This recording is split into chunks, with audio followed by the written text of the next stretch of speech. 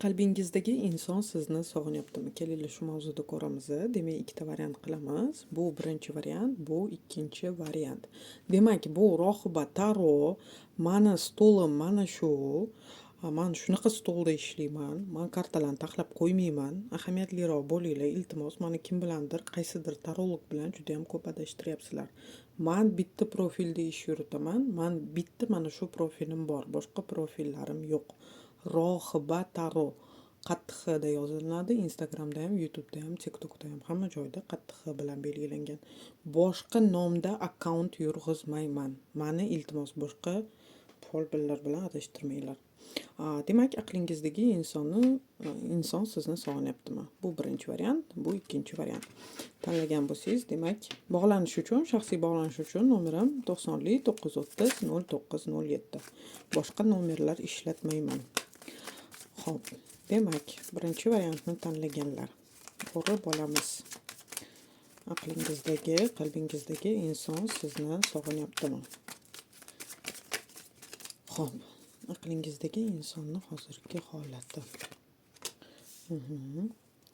Aqlingizdagi, qalbingizdagi inson sizni sog'inyaptimi?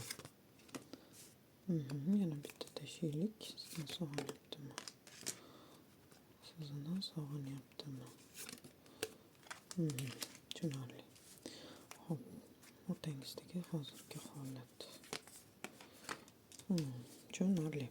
Xo'p, demak, bu yerda qaysi kartinkani ko'rishimiz mumkin? O'rtangizdagi hozirgi holatdan boshlaydigan bo'lsak, demak, shesтерка мечей и паш pentakl kartalari tushyapti. Bu yerda o'rtangizda masofa bo'lishi mumkin. Shesтерка мечей kartamiz bu, demak, munosabatlarda ketishlik kartasi hisoblanadi. O'rtada masofa bo'lsa yoki munosabatlarda uzilish, pauza holatlarida tushadigan karta hisoblanadi. Pash pentakl, lekin bu demak yozishish, mana shunaqa, misol uchun o'rtangizda masofa bo'lsa-da, yozishib yoki xabarlashib yoki internetdan bir-biringizni kuzatayotgan bo'lishingiz mumkin deb ko'rsatadi bizga bu karta. Informatsiya yig'ishlik, ya'niki u inson ham siz to'g'ringizda ma'lumot to'plashi bor, hamda sizni ham u to'g'risida ma'lumot to'plashingiz bor ekanligini ko'ryapmiz. Demak, o'rtada masofa, pauza ko'pchilikda bu yerda.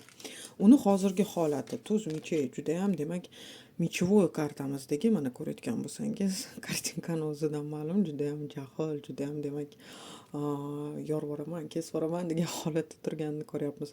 Juda ham bu tuz mechey kartamizda tushganida, holati deganimizda, demak, juda ham qat'iyatli, jahldor holatda bizga ko'pincha tushadi. Ya'niki o'sha hayotini hal qilish istagida bo'lganda tushadigan karta hisoblanadi. Ya'niki hozirgi holatida o'sha siz bilan uzil kesil gaplashib olish yoki uyoli yoki buyoli qilish niyati bor ekanligini ko'ryapmiz energiyasida. Endi sizni sog'inyaptimi? Albatta, karta jezllar tushyapti. Birinchi tushgani, demak, troyka jezl kartamiz и devatka jezl. Bu yerda mana troyka jezl kuzatuvlik kartasi, mana ko'rayotgan bo'lsangiz, kartinkani bir-biriga ulashni qarang. Mana bular sohil bo'yiga ketyapti. O'rtangizda uzilish bo'lsa-da, mana ko'ryapsizmi, yigitimiz turib o'sha misol kemalarni kuzatyapti. Bu yerda o'sha o'tmishiga nazar solishligi, o'tmishini, demak, xotirlashi bor ekanligini ko'ryapmiz. Garchi o'sha munosabatlar unga og'ir berilgan bo'lsa-da, devatka jezl kartalarimiz, mana ko'rayotgan bo'lsangiz, yigitimiz mehnat qilgan va mana shu mehnatlari orqasidan charchagan. Munosabatlardagi charchoq, demak, kuchi qolmagan holatda o'ylashi bor ekanligini, kuchi qolmagan holatda kuzatishi bor ekanligini, sog'inishi albatta bor. Chunki jezllar bizda har doim impuls, demak, muhabbat uchqunlarini ko'rsatadigan kartalarimiz hisoblanadi. Olov kartalar chunki bular. Demak, bu yerda da sizni sog'inishi bor ekanligini ko'ryapmiz. Troyka pentakl kartamiz bizda nimani ko'rsatadi sog'inish deganida? U, demak, o'zini ish bilan chalg'itayotgan bo'lishi mumkin. O'sha sizni misol uchun sog'inib, o'ylagan sari o'zini, demak, ko'proq hayotda band qilishga harakat qilayotganini ko'ryapmiz. Ish bilan yoki boshqa narsalar bilan o'zini band qilishga urinyapti bu yerda. Birinchi variant, sizni sog'inishi bor, sizni kuzatishi ham bor bu yerda.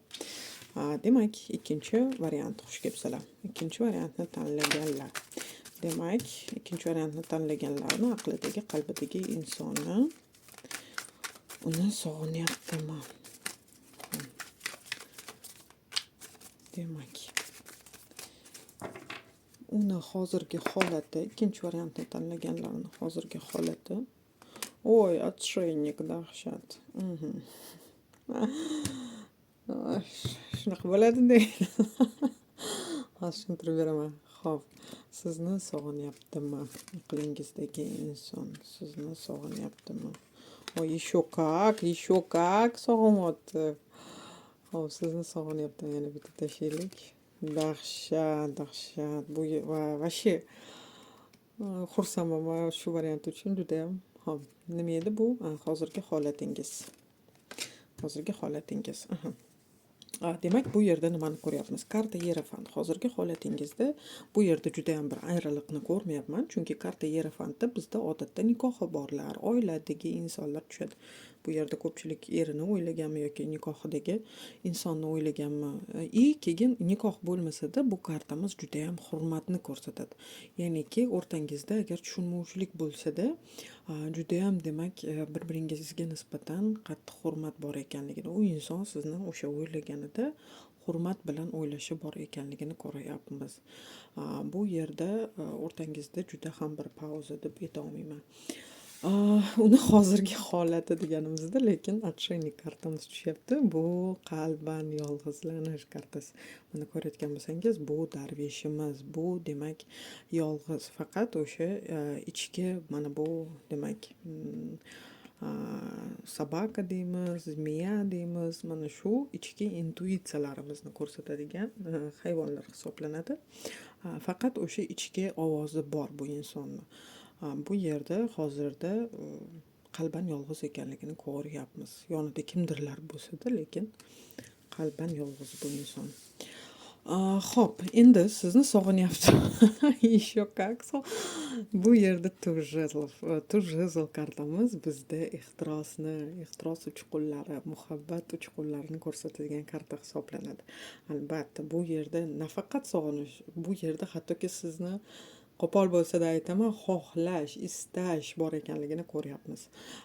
Ritsar mechey kartamiz esa demak bizda nimani ko'rsatadi? Mana ko'rayotgan bo'lsangiz, yigitimiz уже olishyapti.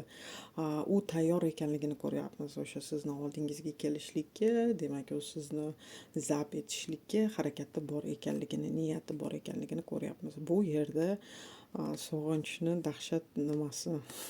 Men juda ham xursandman, zo'r. Xo'p, bu kartani demak bekitibroq ko'rsatishim kerak. Karta zvezda. Bu kartamiz nomi bilan demak yulduz karta hisoblanadi. Bu karta bizga nima deydi? Demak, o'sha mana yulduzga biz yeta olmaymiz, havas bilan qaraymiz, to'g'rimi? Demak, u ham sizga mana shunaqa olisdan termulib nima qilishini ko'ryapmiz bu yerda. Albatta, karta zvezdada bizda ko'pincha o'rtada masofa bo'lsa ham tushadigan kartamiz hisoblanadi. O'rtangizda masofa bo'lmasa ham, agarda o'sha birga bo'lsangiz, bu yerda siz u inson uchun ideal ekanligingizni ko'ryapmiz. Agar o'rtangizda masofa, demak ayriliq holatlar bo'ladigan bo'lsa, bu internet sleshka kartalarimiz ham hisoblanadi. Ayniqsa, ritsar mechey kartamiz bilan kelganida. Demak, bu inson вообще dahshat. Sizni sog'inishi вообще zo'r. Xursandman ikkinchi variant sizlar uchun. Xo'p, demak, bugungi ko'radigan mavzuyimiz shu edi. Yana qaysi mavzularni ko'rishni xohlaysizlar, kommentariyada ko'rsatib o'tinglar.